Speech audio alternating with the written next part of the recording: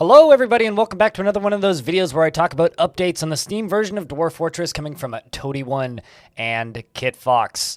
So this is probably either the last or the second to last one of these for the year. There may be another one right before New Year's, but we'll see. All that being said, this is the Embark screen. So this is going to kind of be in two parts. I'm going to let Tarn talk for a little bit for the announcement video, and then I'm going to take some screen grabs from the video itself and link to the video down in the description because Tarn has a full-length little overview video of the Embark screen. And I don't have too much to add on top of what he says because he does a very good job kind of covering it. But what I can say is there's some interesting bits in here. So shall we dive in? Hello. Here we are looking at the new Embark screen for Dwarf Fortress. We have the information up in the top right that shows you what kind of place you're going to be getting into, the kind of biome, what sort of features it has, like metal, or whether it has an aquifer, whether it has clay, what sort of neighbors you might have. Looking down at this mountain range here, you can in fact zoom in so that you can see where exactly you want to be in this giant world. You can scroll around here looking for the perfect place. Often a brook or river is recommended so that you can have water flowing through, and you can use water for power, for drowning things, for drinking, for catching turtles.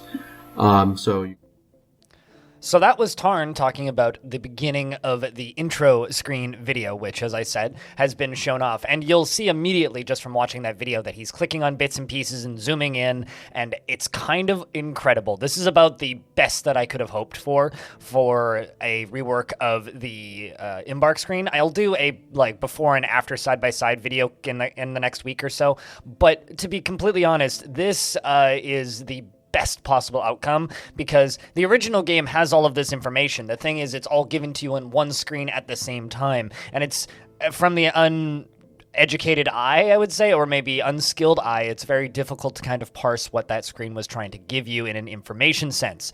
Whereas these screens very much parse things out in a way that I am super excited about. In this first screenshot that I'm looking at here, this is the screenshot that they sent out with it. And you can see down in the bottom right, there's a few buttons. There's show elevation, show cliffs and grades, as well as the embark button. I'm assuming once you click the embark button, you'll get the option to prepare carefully or just simply embark now.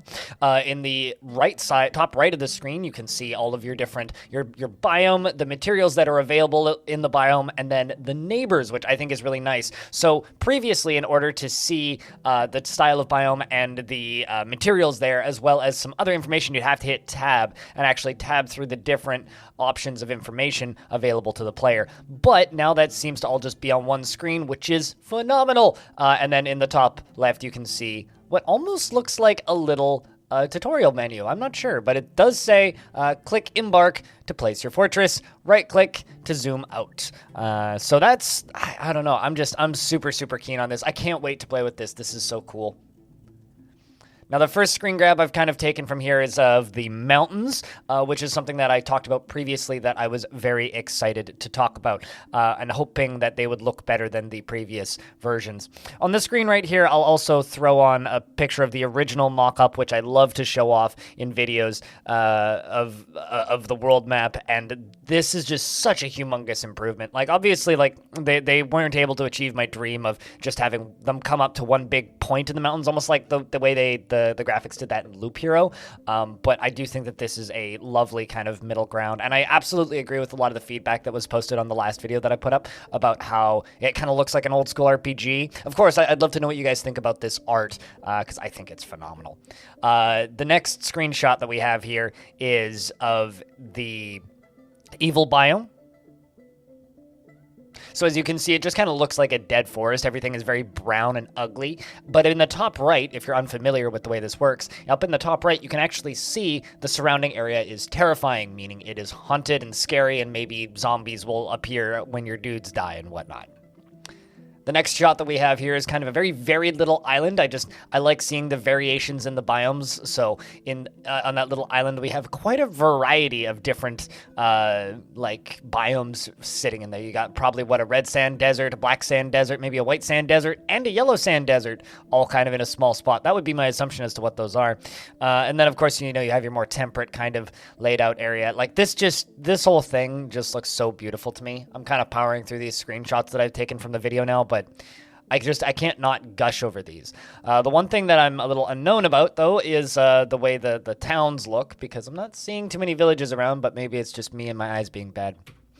And then this last screenshot that I want to talk about, which is unfinished, and Tarn mentions it in his video, about the red zones. So this is an area where some elves have settled, and you can't settle there because some elves have already settled there, so they've kind of taken that spot from you. However, the interesting thing about this is that's not the finished icon, so they will look better and will look different eventually. I'm kind of hoping they look like little towns, maybe like with a little red outline stating that you can't settle there, but previously the way the game did this was they'd put little forts or base-looking things in those spots, and then if you go to select them in the super zoomed-in screen on the far left, it would like show a little fake wall where you couldn't settle because there was people already settled there. But that's that for this news update, and I am ecstatic about how this looks. I was kind of expecting them to sort of stick with like a 2-screen or a 3-screen with like multiple zoomed in. I was kind of expecting it to look more like the current game,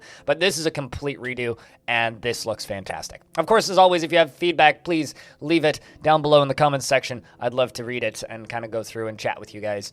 And if you want to get these updates in your inbox directly, sign up to the KitFlux newsletter. Links down in the description as always. And if you want to help me out, I'm streaming every day until the 24th of December, and currently we're playing a holiday-themed goblin mod, so I'm playing as goblins in Dwarf Fortress. And so if you'd like me to make a video on how to install that mod, I don't know, hit me up. Maybe we'll do it. We'll do a side-by-side of the previous screens and the current Embark screens in a couple of days or a week or so. Thank you very much for watching this video. I hope you're having a fantastic holiday if you celebrate, and I'll see you in the next one.